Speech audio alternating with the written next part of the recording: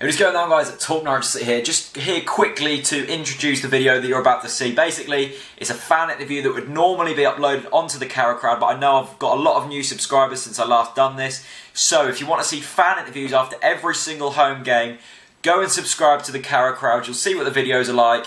Go over there, check them out. If you like them, hit subscribe, and you'll never miss out. So enjoy the video. Chris, I've got a feeling this interview is going to go slightly different to what it was a few days ago, but what went wrong out there tonight, mate? There was nothing there, was there? I think it was a mixture of kind of being a bit lacklustre from the Ipswich game. A lot of adrenaline and effort and energy was pumped into that. You know, and despite the changes, there was a lot of players that had tired legs tonight.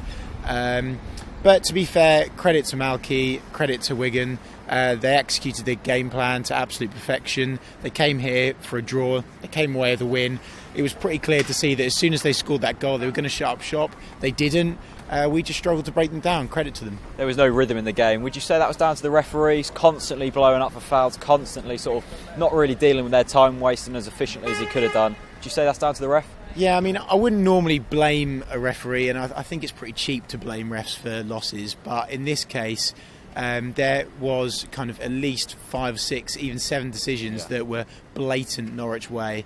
And even I was thinking, just don't give it. Just play advantage, you know. Very stop-start, wasn't wanting to get his cards out of his pockets, was refereeing a League 2 match last week. And it just says it all, really. He wasn't up to it tonight. We were both very kind to Wes Hoolahan after the Ipswich game. Rightly so. Fantastic performance tonight. Very poor, wasn't he? Where do we go with sort of the rest of the season with Wes? Do we start him? Because he seems so inconsistent at the moment.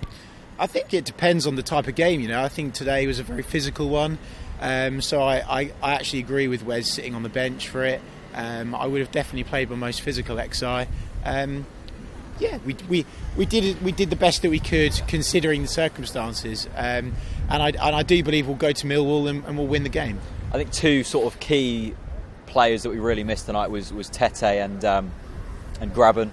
No movement up front really with Graben. Jerome, I mean, I love Jerome as a player, but there's no movement up there as he sort of stands in one place offside.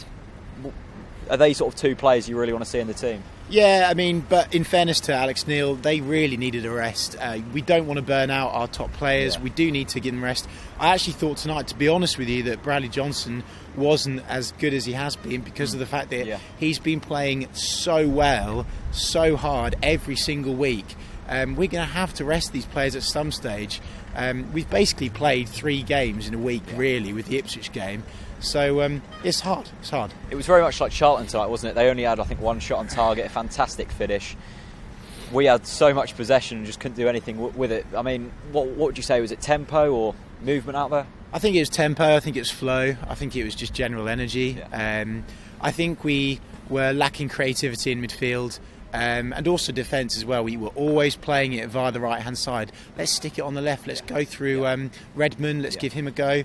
He barely got on the ball tonight, and that cost us, really. Yeah, I mean, we haven't seen much of Redmond this past couple of games, have we? I mean, he was pretty quiet against Ipswich, mainly because he was marked out of the game by a pretty decent left-back in Tyrone Mings. Tonight, didn't see him again and subbed off. Do you think it's getting to that time again where we've got to demand more from Redmond? I think Tyrone Mings is completely overhyped, Jack. I think he's absolutely awful, to be honest with you. But Redmond didn't get past him. Yeah, I've got to be honest, though. I don't know how he's managed to wangle even gossip that he's going to Arsenal. I think he's awful. And he fancies himself. But anyway, that's not the point. Redmond needs time. Let's not forget he's a young guy. You know, he's playing in the England squad. He's got the talent. Again, we're playing him every single game because he is one of our best players. And that's the difficulty. You've got to have that consistent formation and team, but at the same time, and the squad rotation until tonight has been absolutely fantastic, and credit to Alex Neil for that. So let's not worry too much. I heard a few boos at the end. I was really disappointed at that because I just feel that at the moment, one loss, if we bounce back at Millwall, we're straight back in it again. Ipswich lost. Are we going to win at Millwall then? Yeah, definitely. 3 points. Top man, cheers, Jack.